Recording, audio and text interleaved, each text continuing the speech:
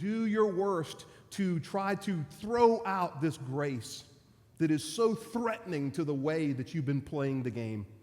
You can put it to death, but guess what? The good news is love wins. Always has and always will. God conquered death not by fighting back, but by taking it. And so we look at this and receive this grace, and it challenges us right in the midst of what we're doing. I'll close with this story. On this retreat this past weekend, I realize on a number of retreats it's hard to get especially adult females to attend to chaperone. Ladies, when they get excited, you know what they do? And the next morning, the adult female chaperones say, well, I got to go to sleep at about 4 when they finally crash. So Pastor Brad had a plan. And it was based on an emergency plan that I'd experienced when I was a little boy. In confirmation, we were little hellions. I'm not lying. Our pastor, she's got so frustrated, she brought us into the sanctuary. I was a ripe 11 years old.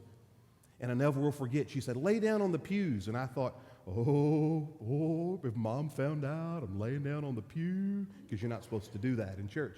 I'm laying down on the pew, and she said, all right, now rest. And she was like granola. She played like whale sounds.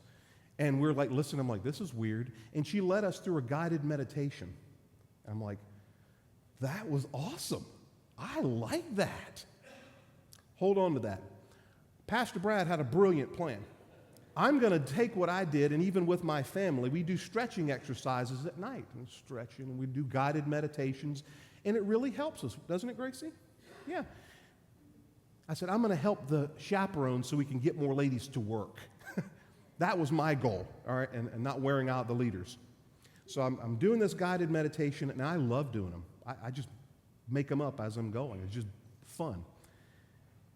And as we raise the lights up, I notice that almost all of the youth are crying. And I say, where did you go in your meditation? And they start talking. I went to this beach, and I went to the mountains, and I went here, and I went. You see, I came to God with a plan. I was ready to push. I was ready to pull on the door, and it was a push. And I'm pulling, and I'm doing like this, and I've got a plan, God. And God says, but I've got a better plan. Maybe it's time for you to teach these children how to pray, just the way your pastor taught you, out of frustration. You see, God comes to us in the midst of our frustration and meets us right there and offers us a whole new way that's better than anything we planned. And God says, I am giving you grace, grace enough for you and the world. I promise. May we be bold enough to share that grace. Amen.